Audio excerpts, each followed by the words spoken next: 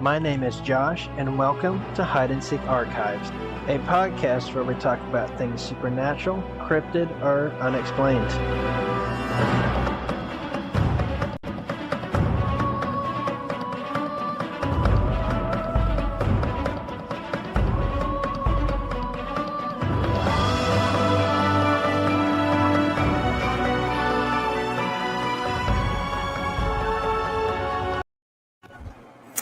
And we are live. Welcome, everybody.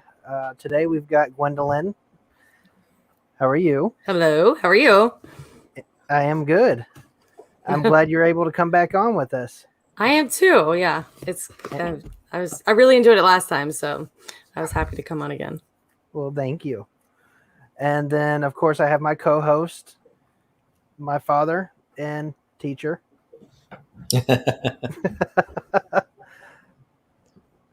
Todd Parsons. Hello, everybody. Glad to be here.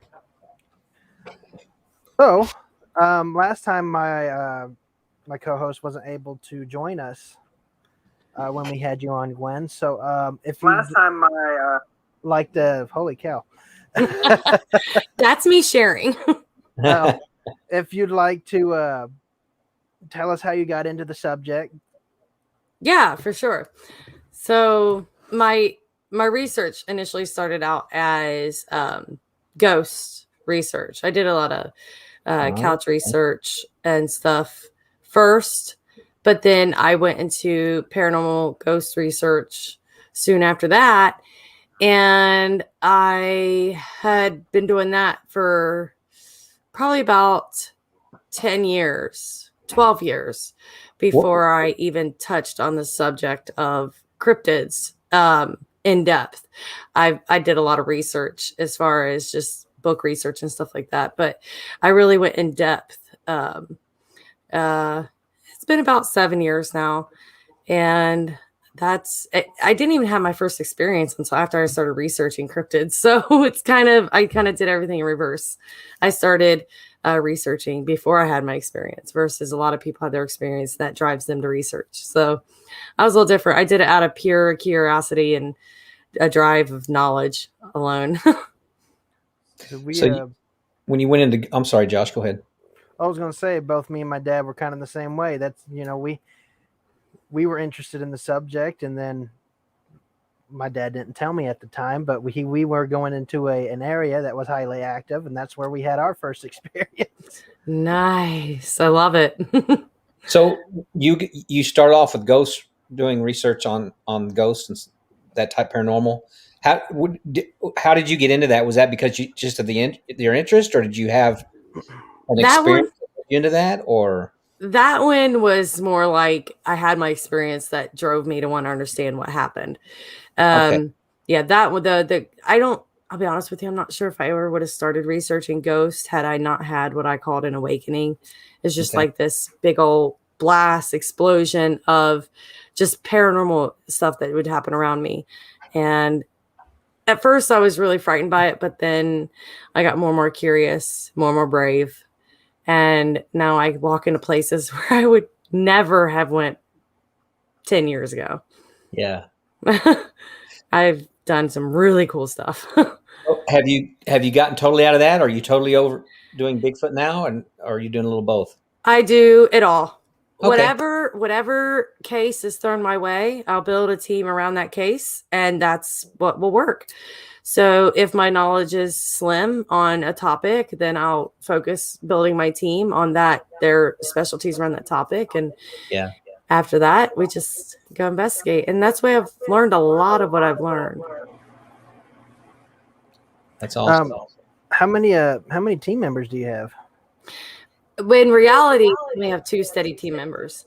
But when we build a team, I use people that I know that are in a variety of different specialties. Okay. To be able to kind of change my group up for whatever I'm researching. So it's kind of cool. You bet. Okay, that makes sense. That's pretty cool. Yeah. So, no, go ahead. No, you go ahead. No, I'm just going to ask, and this may be a little premature, but while I'm thinking about it, and I think I know what the answer might be, but I just want to hear what you have to say. Since I've not really been involved in the ghost research or anything. Josh was done a little bit. Do you see similarities or parallels between the two subjects? Yes. Okay. So that's a sweet spot for me. That's actually something I focused a lot of my research on recently, is what ties everything together. I've come to a conclusion that there's one very specific thing that happens through pretty much all varieties of weird sightings and things like that. And that's these little balls of light. These little balls of light have many names. Fairy lights is one of them. The stories go way back where the fairy lights would lead the person off the path, lead them astray. And then that's how you get lost or enter in a different time zone or a different time dimension. They're also called ignis fatuus, which is a Latin name for them. That's where the jack-o'-lantern came from, was these will-o'-wisps and ignis fatuus. The story derived from these little floating balls of light. So that's jack-o'-lanterns. So that's the main thing that I've seen that connects all of them. And I think if we can try to understand that phenomena a little bit better, we might understand where all this phenomena is coming from. Mm-hmm. Mm-hmm. No, that makes sense. And that's what I expected to hear. Because that's kind of the opinion I'm developing as well, is the similarities between a lot of these subjects, including UFOs, ghosts, Sasquatch, and all that. There seems to be so many similarities in activity. Mm-hmm. Yeah. And there's also portals. It's not a type of activity, but it's a type of phenomena that is also very much seen with all this type of phenomena as well. Like in Bigfoot areas, you'll see where there's almost like these portal type locations where the trees will swirl up in a swirl, or how all the trees will pull forward into one central location. Just weird, odd things like that. And I feel like you're seeing maybe some sort of break in our dimensional space that's disrupting the growth of these trees in those areas. And you feel that. You don't see that, but you feel that a lot in haunted locations. And then there's also stories about being taken through time portals with fairies and stuff like that. So portals is another really good thing that's seen between all these phenomena. Is there anything that any kind of patterns that you see as far as the areas that you have a lot of activity compared to areas that you may not have any, or areas that you may have small amounts of activity? Yeah. So there's a lot of like paranormal activity that happens around water and around certain types of rock. And then with Bigfoot, water. Obviously, they consider water to be a nutrient source for these things. Well, if they're not really flesh and blood, they don't really need that nutrient source. So that's another thing. And then pathways. It seems like a lot of like paranormal entities tend to use already there game paths to travel and stuff. It's like something's programmed into these things where they almost always stick to some sort of path, whether it be a game path or even a human trail. For some reason, they don't stay clear of these areas. They're drawn to them more than anything. Mm-hmm. So it's just really weird. So there's a lot of even physical things and spatial things. I'm trying to think of the word, but I can't think right now, that are connected with these different types of phenomena as well. Terrain. Thank you. Terrain. Okay. Gotcha. Yeah. I've noticed doing research that I've ended up following prints and trails that would lead, that I suspect were these creatures, that would lead to a game show, and I could no longer track them because there've been so many animals or people coming through that trail. And I'm starting to realize that maybe they're using this as a way to not be tracked. So they can't be tracked. Yeah, that actually makes a lot of sense, not just for the tracks, but also for the scent as well. You get a Yes. lot of interfering scents when you cross a lot of animals together. Yeah, that is interesting. I've come across that a lot, and it's always, I'll follow it, and I'll be like, all right, we would go over a mile to follow this thing, and then it hits a huge game trail, and we're like, dang it. Yeah. Now Yeah. what? And I mean, maybe they stick to these trails because of curiosity. Maybe they're curious about the humans, or maybe the deer. That's their food source. Who knows? But for some reason, and dogs do the same thing too. I don't know if you've ever noticed, but when a dog gets loose, they don't really end up deep in the woods anywhere. That's very rare. A lot of times they'll be running alongside the road. It's something that's programmed, it seems like, within these things, even with real animals. Like, I'm not saying Bigfoot isn't real, but I'm a little bit on the fence of flesh and blood and whatnot. But you even see that in dogs. So Right. it would make sense that you would see that in a creature if it is flesh and blood as well. Absolutely. So, is most of your research focused in Ohio, or do you get to different states? No, I go all over. I haven't really been very far west. I've been to Tennessee. I've been to Kentucky, Ohio, Indiana, West Virginia, New York, Philadelphia. I can't even name them all, but I've traveled a lot, and I've traveled pretty far. So I'm willing to go anywhere a case takes me if it intrigues me enough, honestly. You bet. You bet. Well, tell us about what's some of your experiences in the Bigfoot realm. What are some things that you've encountered, or Well, I've come across some really great prints. I've only ever had a handful of really interesting experiences. I've still yet to see one, though. I've not seen one.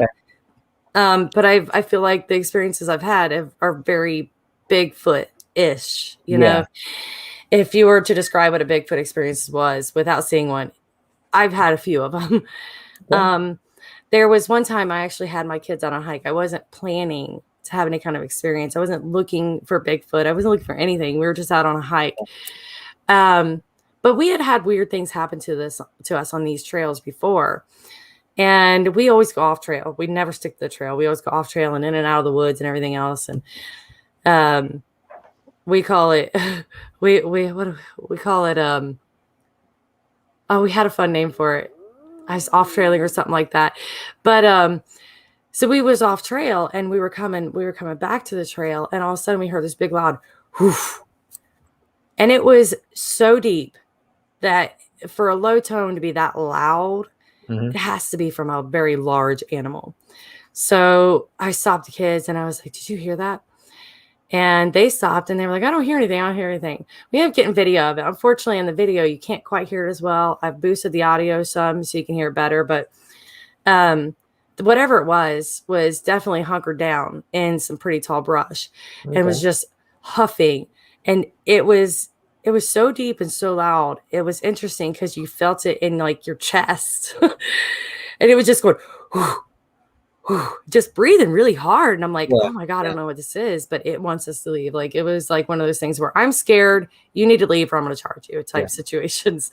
So I shoo the kids on ahead of me. We got out of there. Another one was, it was actually featured on television, but they didn't get it quite right. They never get it quite right. Yeah, right. But we took a group up a hill, and we actually got surrounded by some Bigfoot. And I would say probably about 5 to 7 of them. And they basically corralled us off the mountain and out of the woods. We were there at night. We weren't really meaning to be out there that late, but we were. So we tried to make the best of it. We did some whoops. We did some calls.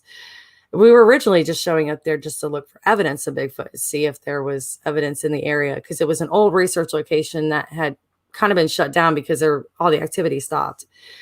But it must have ramped back up when people stopped researching it, because it was just wild. Because once they corralled us, you could hear them, but you couldn't see them. Yeah. And we could tell there was one big one up above us on the trail, because you could hear it breathing every now and again. And when somebody grabbed my arm and try to like tug me down because they were like, it's time to go. And I'm like, no, this is what we're here for. We're getting activity. I'm not leaving. We're getting whoops and calls and rock throws and everything else. I mean, it was like the ideal Bigfoot situation. Yeah. And when he grabbed my arm, so it kind of tugged me, said, come on, listen, we got to go. We got charged. It was instantaneous. As soon as he grabbed my arm, he's like, we really got to go. It was like, doosh, doosh, doosh, doosh, like way down the hill. And I stopped and I cowered down because, instinct took over. I was like, I got to get small. So I cowered down. I'm watching, just waiting. I'm wondering what was going to pop out into my flashlight view because it was beyond my flashlight where I couldn't see. And I was just waiting for it and it stopped. And I'm like, it never came into view. It never came to view. And I'm like, looking. I couldn't see it. And it stomped so hard, it actually vibrated the ground of the mountain that we were standing on. Like you could feel the ground vibrate. I mean, obviously the mountain didn't vibrate, but you could feel that vibrato through the ground. Right. And it was wild. So we backed out slowly. And when we finally got out far enough, it just like the whole mountain lit up with whoops. It was just wild. There were so many, they were blending together into one big, they were just echoing over top of each other. Constant. So we got in our car and left. And we had video and we thought we were doing good. And then our video was wiped. So all of our evidence that we got from that night was gone. Go figure. Happens a lot, doesn't it? Yeah. And you know what? Stupidly, I had heard of things like that, but I'm thinking Bigfoot. This way I never had a real intense experience. I'm thinking Bigfoot. If he's flesh and blood, he doesn't have the capability to do anything like that. So it's not going to be like when I go ghost hunting and all my stuff gets wiped. It's going to be more like, you're dealing with a wild animal. No, it wiped every bit of it. And I was so upset. And I was like, all of this stuff gone. I'm smacking the driver as he's pulling away. And he's like, no, we got to go. Because the other guy that was with us, he was flushed and pale. And he looked like he could have had a heart attack. So we had to get out of there. But I was upset. Yeah, I bet. You hear that a lot. I've talked to a lot of researchers that have had that similar stuff with electronics, and think they have something great. We've had it. We've had just one example. We had an owl that turned into a scream that was pretty close by, and we had audio rolling. We had it rolling for probably an hour of audio or longer during that time frame. Everything was fine up to that point. Wow. And then a few minutes later, it's back to normal again. Yeah. Recording. It's like that one part of the recording just got cut out. Oh my gosh, that's intense. That's wild. So I want to hear. You said you saw an owl that turned into a screen. Do you mean like a screen memory? Yeah, it was just like a normal owl, and it started off as a normal owl, and then all of a sudden just turned into almost like a screech. Scream. Not like a screech. Yeah, scream. Okay. Not like a screech owl. It's totally different. But yeah. To a scream, and just one time. But it's. I mean, we've had a lot in the area. That area, there's a lot of activity. We've had a lot of of different experiences. But that's just one of the weird, odd things that and you hear that a lot. Yeah, actually, I the reason I asked you what you said is because I thought you said screen. I'm like, oh, he knows about screen memories. So there's actually connection with owls and UFOs and Bigfoot experiences where it's so common that you hear an owl either right before, or you see an owl either right before or right after these experiences. One of the theories is that it could be a screen memory. Somehow they're able to manipulate your thoughts to where you forget what actually happened and you remember seeing an owl instead. So it's very interesting. Yeah, it's a really cool theory. And I mean, there could be some truth behind it, because if these things are able to manipulate electronics, what's to say they're not able to put out some sort of EMP blast or sonic wave to disrupt our thought processes in some way? Well, and I'll go the next step and say that same night that happened, my partner got sick. Oh, wow. He got sick and weak for about 5-10 minutes. We were sitting close to each other. It didn't affect me the same way, and I don't have an answer as to why it didn't, but he did. Yeah. That's interesting. Yeah. Yeah. So it almost makes you wonder if he might not be sensitive, or if did you guys experiencing any missing time during that event? I haven't noticed, and I haven't really paid that much attention. It's possible, Yeah. but I've not. Now that you mentioned, I probably should keep an eye on that more often. Yeah. But not that I'm aware of. Yeah. That's interesting. But yeah, that's a cool little theory that I like to explore and play around with and try to see if I can build on it. I've heard that connection or theory, but that's interesting. Yeah. Absolutely. Yeah, I know. In Allegan County, I've heard some owls that don't really sound like an owl. Yeah. And Yeah. I'm kind of wondering, I will admit, owls are very strange sounding creatures. I think it's good to familiarize yourself with the sounds of natural owls so that when you're out there in the field in multiple different locations around the US, you know what type of sound you're listening for. And if it changes from that sound to something unrecognizable that you're not familiar with, I think that's when you can really say that you have something weird going on. So I think it's good to familiarize yourself with the things that we know exist and things we know are out there, so we can throw that away if we experience it while we're out there.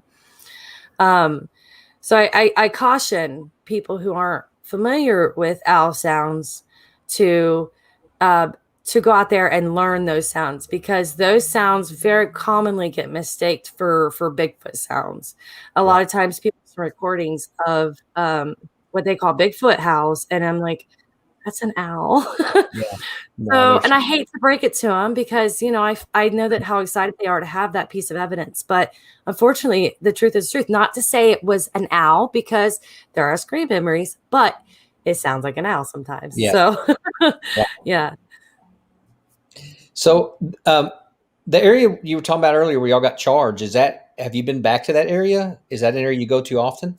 Yes. Well, I haven't been back there for a while, because I actually got caught up in some investigating in Tennessee that really just, it was like, once it had me, I was stuck. So I really kind of pulled away from a lot of other research at that point. But prior to that, I did go back after that first incident. And when we first went in the first time, it was a very excited feel. It was like, this is natural. This is woods. This is safe. This is comfortable. And I was not scared at all until it charged us. And I wasn't scared of it. I was a little nervous. I was like, yeah, we should probably get out of here. It's threatening now. But that's not being scared. That's just being smart and cautious. But when I went back the second time, it was like the whole place had changed. It was daytime when we walked in the second time, when we first started. And I was on edge and on my toes the whole time. It's not really like me. I'm not really a person that gets super anxious like that. It was like the whole atmosphere changed. And I'm a little sensitive. So let me explain that before I say all this, so people don't think I'm crazy. So I can kind of feel the energies of things. And I'm not saying I'm great at it, but I can tell when there's something around, and I can usually differentiate what it is based on the energy, just by my past experiences and researching. And when I felt these things the first time, it was very cool. I could feel it was a very different type of feeling that they gave off. And it was so cool. I enjoyed it. Well, this time I could feel them, but they were scared. They were hiding. They were cowering. And I said, this place feels different. This place feels off. And the researcher that I was with there the second time was also there the first time. But with the third guy was not there the second time.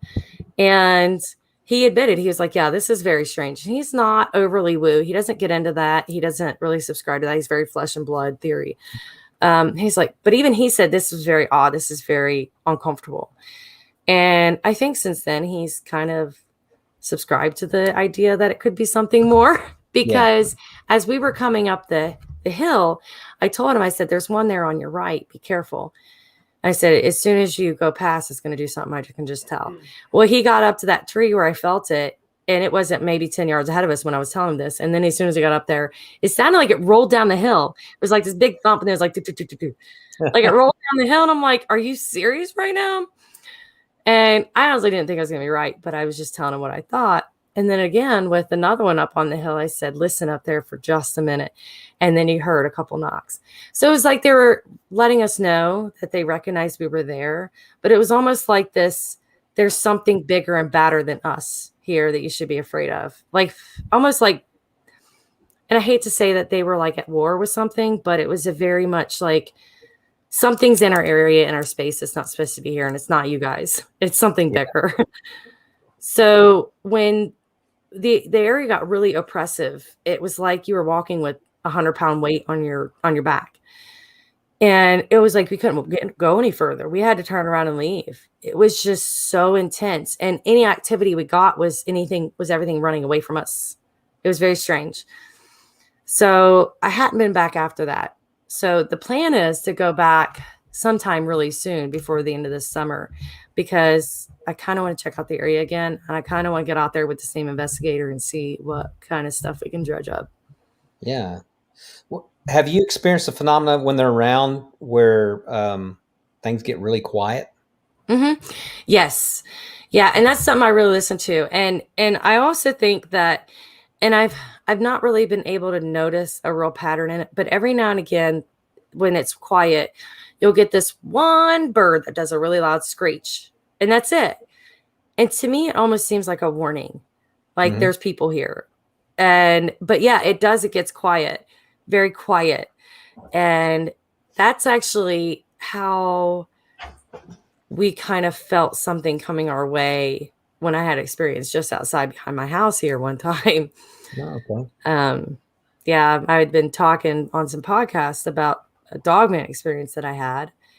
And it was like it stirred something up. And we started getting really intense, very dogman-like things that were creeping around our house at night. I mean, I even had after we started talking about it. Yeah, it was very strange. It was like, it was almost like we woke something up or we drew something in, which also seems to be the case with a lot of other activity. A lot of times you experience more activity when you're focusing on pulling that type of activity in. Yeah. And that goes across the whole way, So it's like when you're giving it attention, it brings it out. Yeah. I know I've talked to several researchers. One was in Tennessee, as a matter of fact, that have had him come around the house, and then they don't necessarily live close to where they're doing the research either. Right. That's interesting, because the first thing that comes to mind when you say that is a tulpa. Mm-hmm. That's the first thing that pops into my head. Yeah, and one of my theories actually is, so I'm glad you brought that up, because I've actually done a lot of research on tulpas and egregores. But one of the theories is that one of my theories that I kind of built, and me and my friend built, I should say. He does a podcast called Project Archivist, but him and I have talked about this a bunch, and we have come to the conclusion that some of these activities that you get, that where people are seeing Bigfoot, but there's a lot of paranormal aspects that are attached to it, or people are experiencing a UFO or a abduction experience, and there's a lot of strange, more paranormal things that are happening around it. So one of our theories is that you're getting things like tulpas that are coming through and almost hijacking that form or that image because it'll get attention. And that's why you get some Bigfoot experiences that seem very more flesh and blood versus some Bigfoot experiences that seem very supernatural, very spectral. And I think we all might be dealing with two different types of phenomena a lot of times. And we tend to get it confused. And I think that tulpas could possibly be the blame. Now, I know that a lot of people say that tulpas are energetically created beings that are created by our mind alone.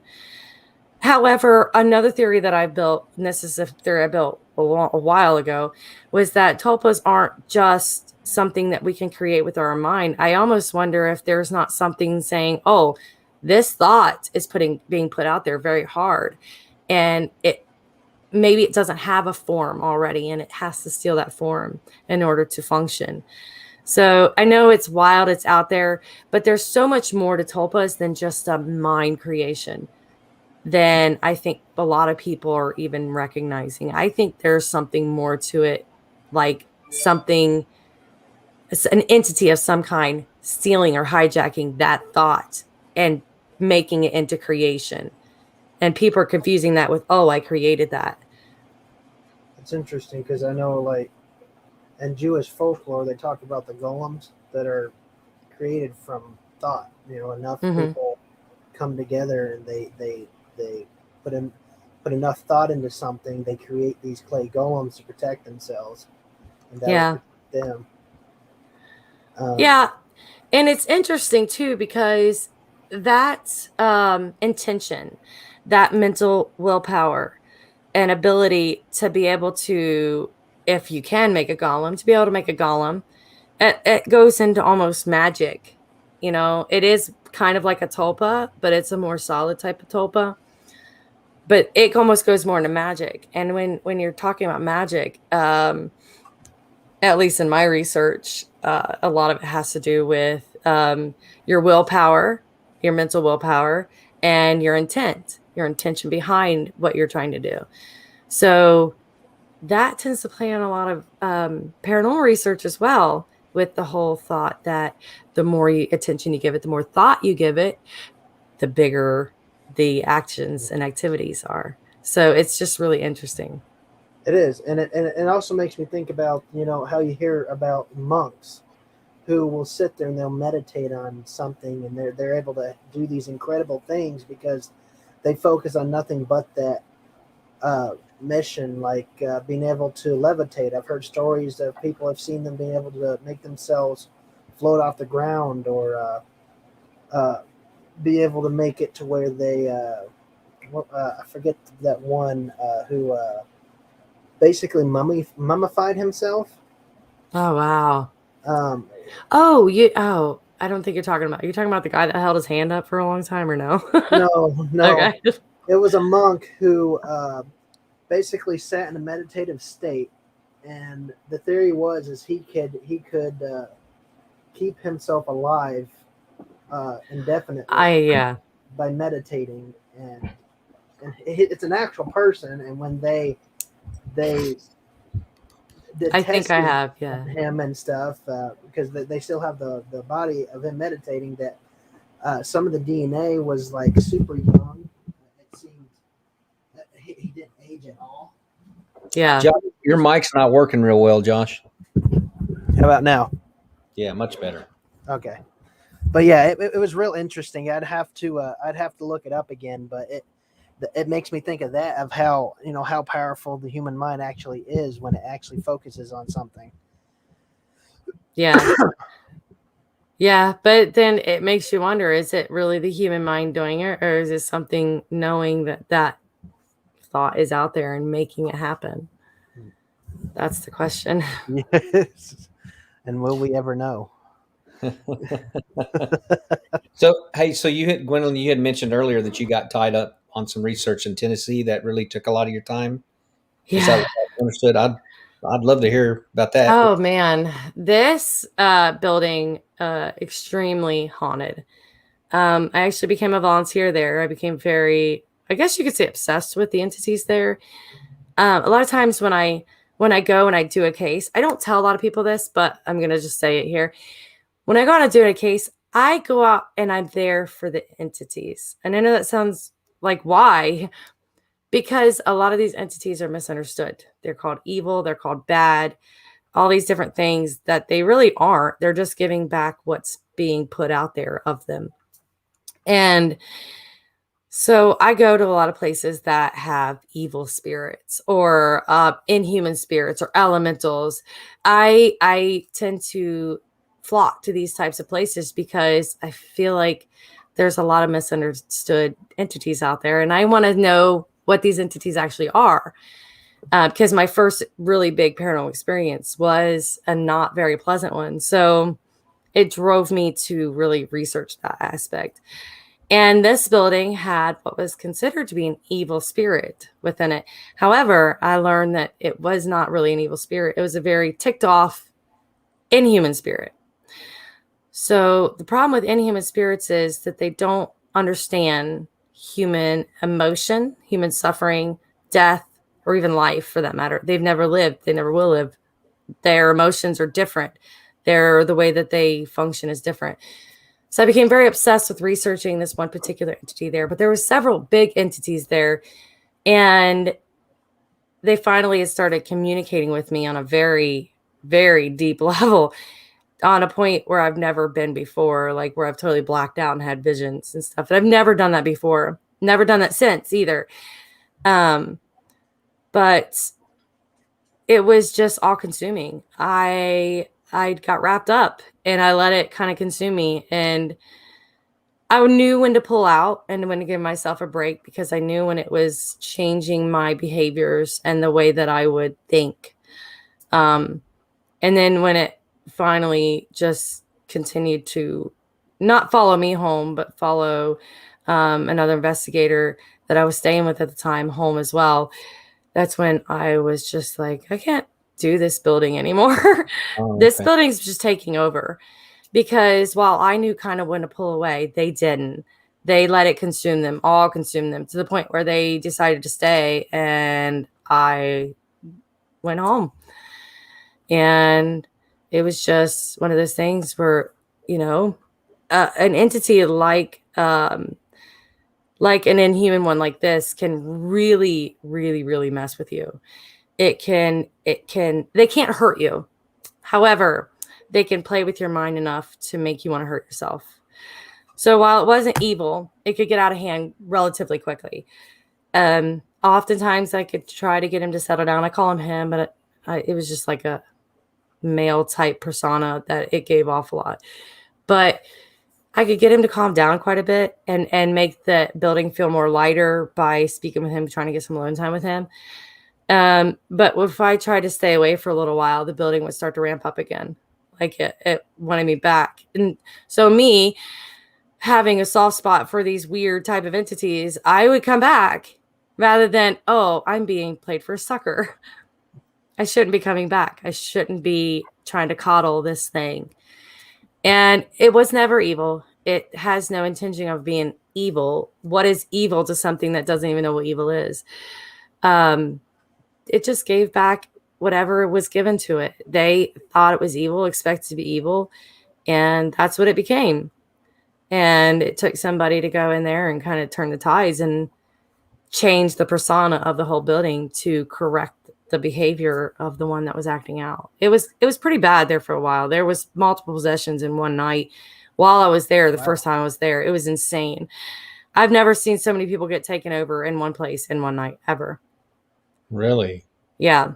So at first I was like, oh man, maybe this thing really is evil, but I don't get evil feeling from it. So it was very perplexing for quite a while, for a few months.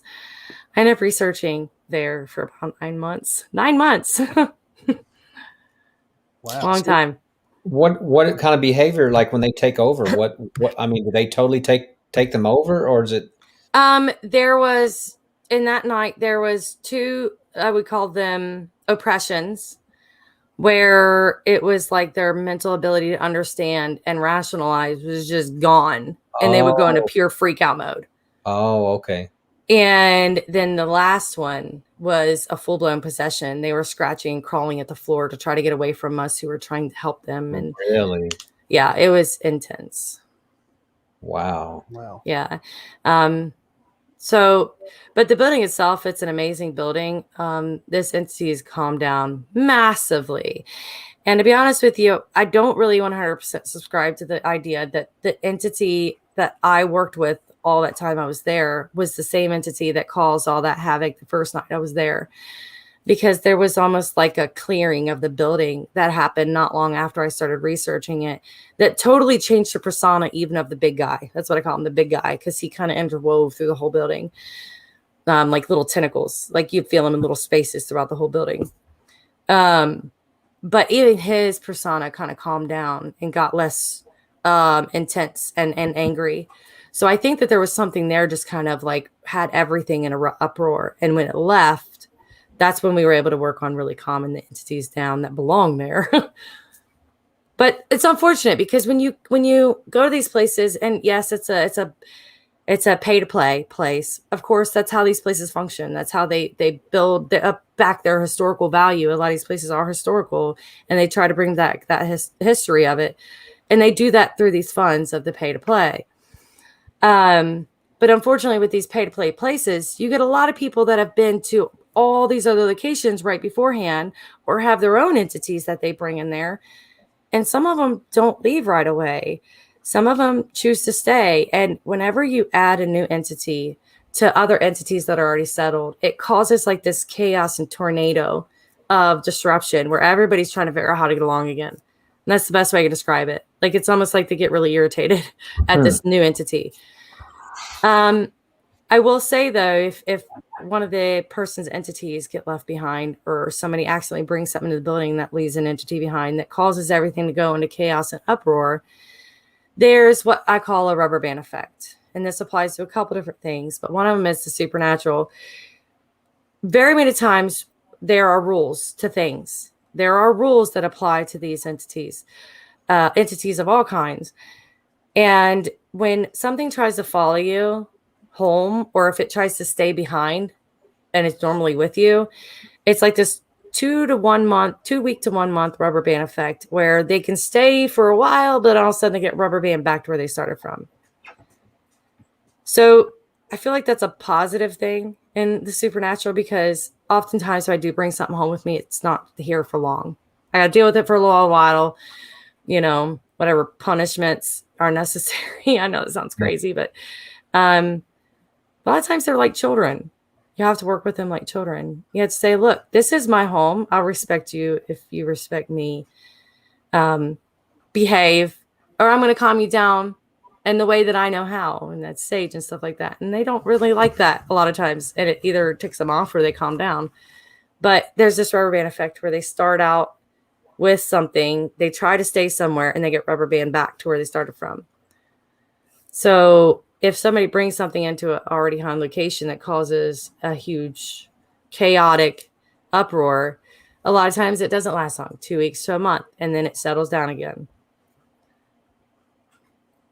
Have you experienced, and the only thing I know what to call is poltergeist activity, like stuff being thrown?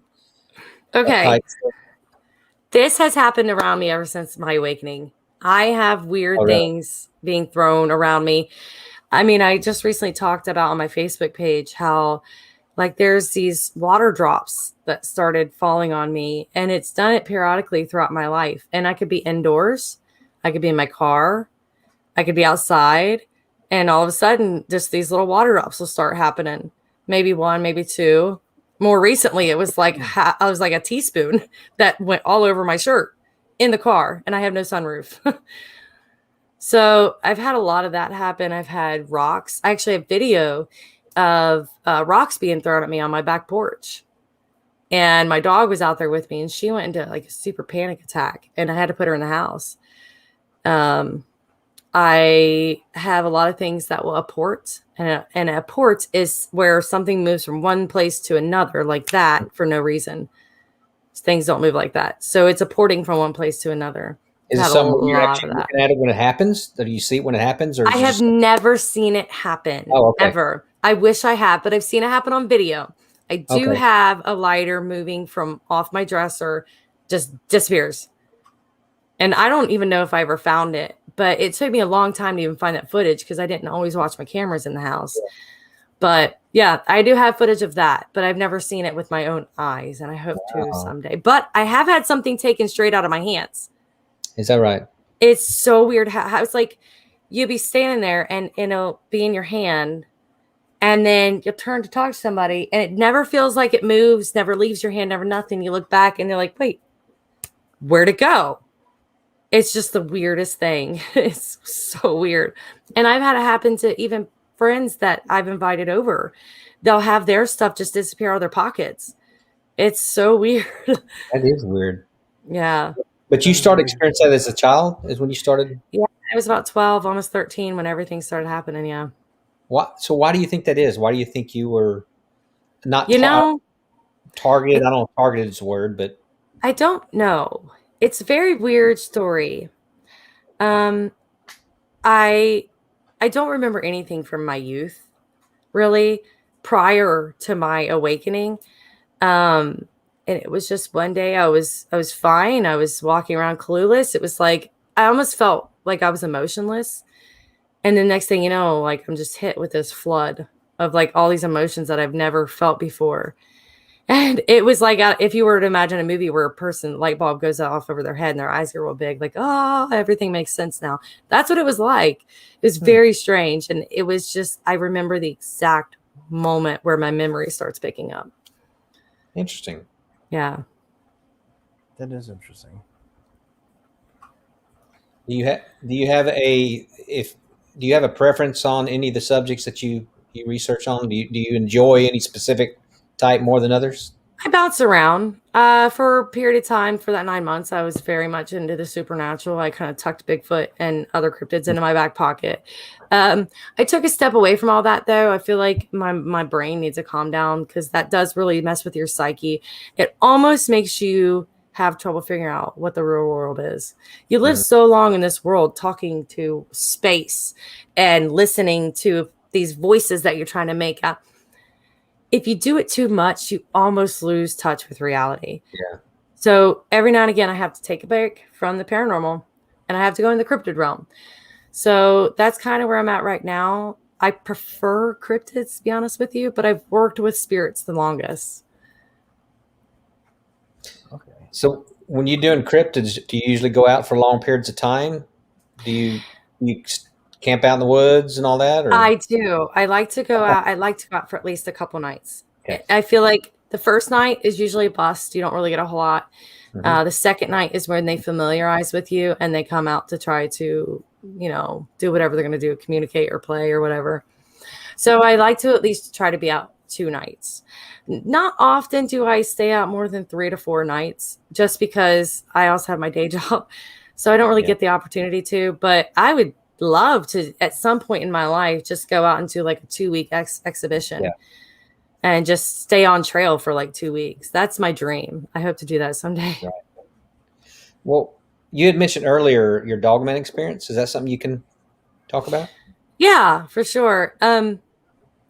So it was right before I moved into this house. So it was in my own front yard that I had this experience. I moved from more of like, it wasn't really city, but it was like a thicker town. Still what most people call rural. And I lived right on the main road. And there was the library lights and then the apartment lights that was behind my house. And then there was the town lights that was over, So you didn't get a whole lot of stars. So when I moved here, it's inside of a state park. So you could see the stars. They were just beautiful. And so I was kind of mesmerized for the first, week and a half. And it was within that first week and a half of being here that one night I was out there and I was looking at the stars and I decided I was going to climb up on top of a full-size van because there was these possums that ran across the yard.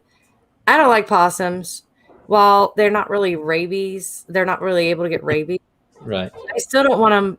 I'm looking up and they're running down at my feet. I don't want that. So I climbed up on my van and I was just laying back looking at the stars. And I don't know what made me sit up. I just was like, I started getting this real kind of eerie, creepy feeling.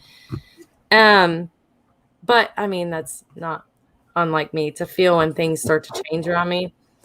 So I sat up and I was like, I'm like looking around and I was sitting up for quite a while. So I kind of forgotten why I even sat up until I saw what I thought was a really big deer. We have this line of trees. So my property is very long.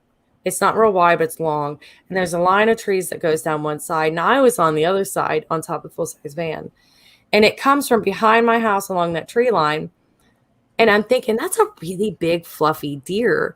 And I couldn't see the bottom. I could only see like the top and kind of like the outline.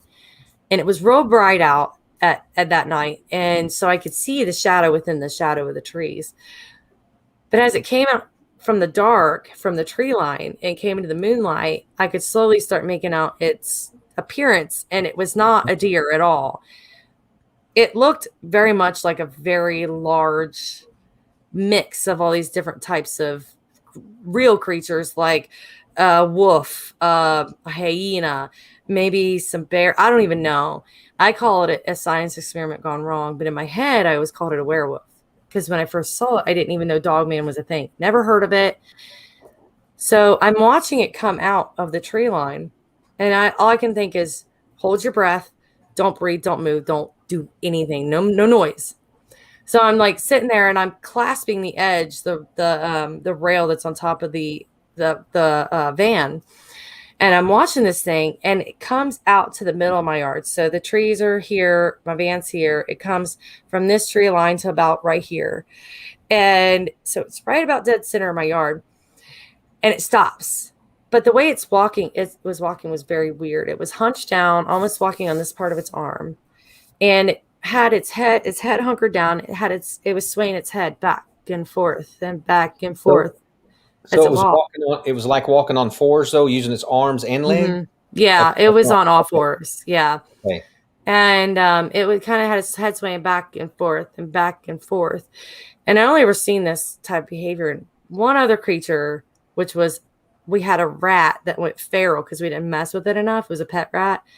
And that's what it would do when we get real close to its face. It would move its head a little bit back and forth as threatening. But this one was almost like painting the ground. This thing was.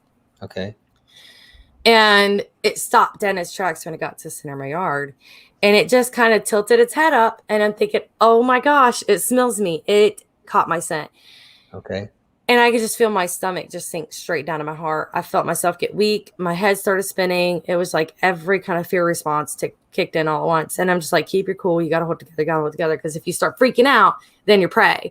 So I'm sitting there. And this comes from years and years and years of working with dogs and wild animals. So I have experience in it. So I was trying to do whatever I knew to do.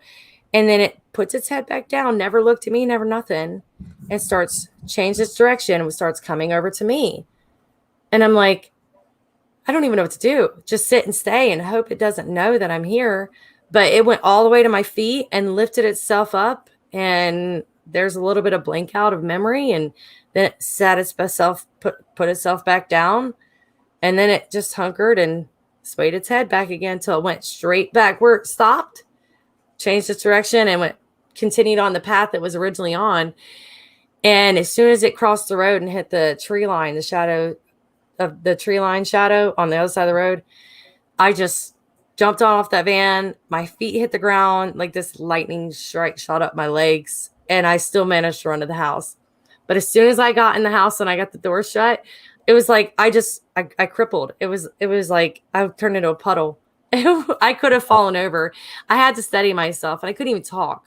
Yeah. And when I started to talk, I was trying to tell them and rationalize what I saw, and I kept wanting to say werewolf, and I couldn't say that because it sounded so crazy. So I'm like, this big giant dog thing, because I had people in the house when I saw this thing. So there were witnesses there to kind of experience the fear that I had, but unfortunately, I'm the only one that saw it when it happened. Well, how big? It never stood up on two legs, right? No. How big, if you were to guess? How big compared to like a regular wolf, like a timber wolf, or? Say if it was with it being on all fours, it's hard to judge because when I was able to look at it full on, it was in front of me, and then it was below me. Yeah. But I would say maybe about 4.5, maybe 5 feet tall on all fours. It was huge. I've never seen anything this huge in my life. Yeah. And I'm sure if it stood up, it would have probably tipped the scale at around 10 feet tall. I'm sure. And real bulky? It was really bulky and like really huge. It had a huge chest cavity, big shoulders. Had it like a lot of fluff, a tuft of mane on the back of its neck and all over its front and its back. And then it really sparsed out down around the hind and end quarters. But then around its tail area, got fluffy again. And it looked like it had maybe like a German Shepherd type tail. It had that like swoosh in it, that real big fluffy chunk of hair. But it was like twice as long as what a German Shepherd's tail would be. Was his ears also like a shepherd, or? They were pretty small, I think, to be comparative to German Shepherd. Straight? Did they stand straight up? Yes, very pointy. Okay. Yeah. They were small. They were shorter than a German Shepherd's would be in size comparison, but they were very pointy. I don't even know what I compare it to. It had like mixes of black and brown in the main part of its hair, but where it sparsed out, it was like a light brown color. Happen to see what the eyes might have looked like? Huh? Did you happen to see what the eyes might have looked like? You know, I think I remember seeing them, but I don't. It's been so long. I'm not sure if it's the time span that's kind of made me forget that portion, or if it's like the fear factor that kind of forced it out of my mind. But I don't really remember what the eyes looked like up close, which sucks. But from far away, they were very big. Well, they looked bigger and they were very beady. They were just all black. Do you think he ever saw you? I think so. Yeah. I mean, I think he definitely knew I was there. He didn't even acknowledge me when it sniffed the air. You know, how, like normal dogs would like sniff the air and kind of turn the direction of something and interest them. This thing just sniffed the air and just put its head back down and knew exactly where to go. It never even looked at me. But I do think that it saw me because it pointed its nose and face at me when it was like coming up against me. Yeah.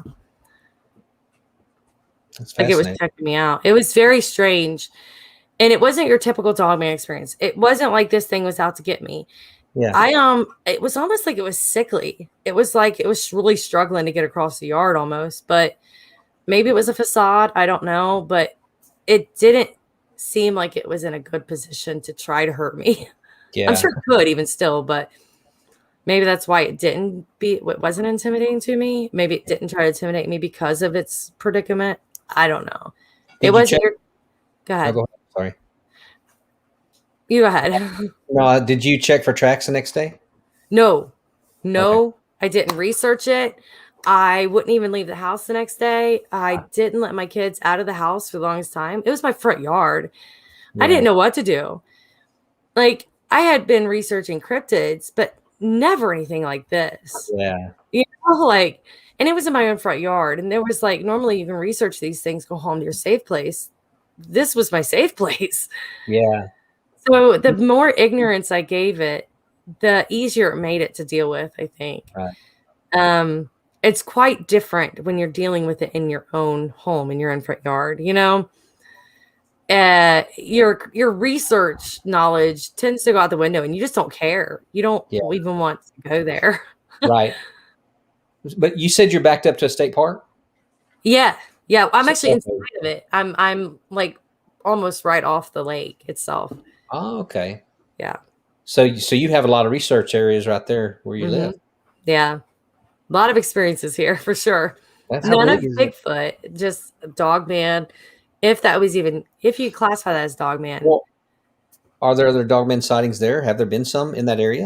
You know, I don't think there's enough resources out there. Well, there wasn't at the time to be able to report those types of things. Dogman wasn't really out there enough to be able to report it properly. A lot of people didn't want to come forward because there was nobody to come forward to.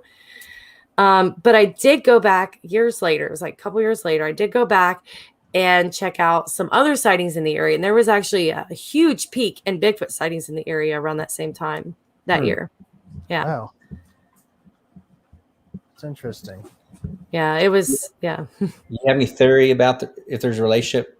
Any theories about Dogman and Bigfoot, a relationship between the two, or if you could put all these different phenomena on different levels, like say fairies is here, ghosts are here. I think Dogman and Bigfoot are on the same one, but I don't think they're related. Okay. I was just curious. I've heard some. Well, I'll tell you a particular real quick sighting that I heard a guy interviewed, and I don't remember where it took place, but he was hiking.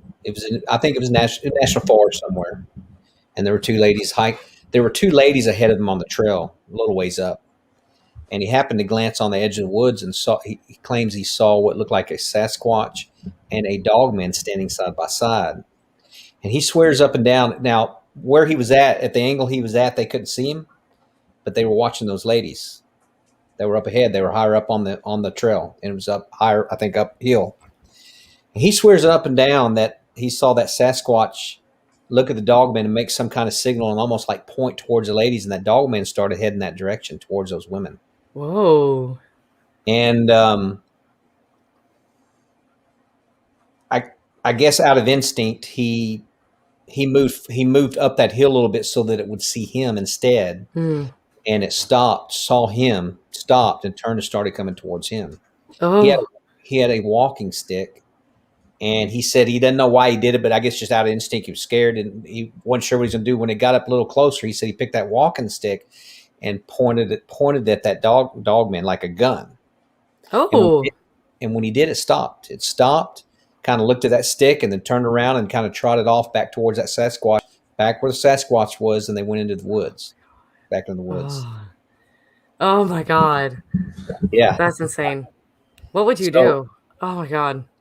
Yeah, I don't know. And because I always, you hear about dogmen sightings in areas where there's Sasquatch sightings. I've heard so many different theories about they don't get along, that, if one's there, the other's not going to be around. But then you hear stories like that eyewitness sighting, and you're like, what does that mean? Yeah, it's interesting because if you really kind of look into the connections between Dogman and Bigfoot, there's conflicting theories. Yeah. Some people say that they work together. Other people say that they're at war with each other. Right. So it's kind of goes back and forth. I'm not sure which one it is, just because I've not had enough Dogman experiences to know what their intentions are.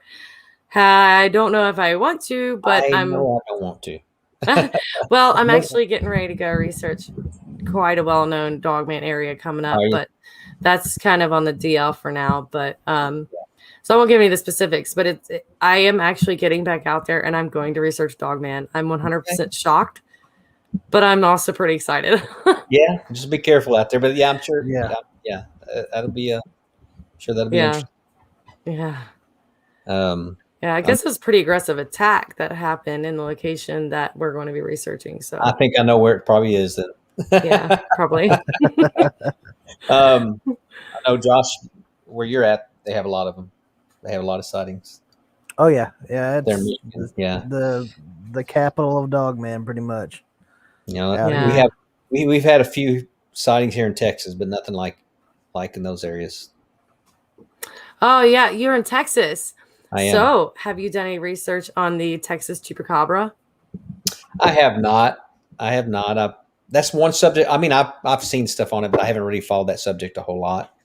And I haven't heard much about a whole lot of sightings, although I've seen some pretty compelling pictures.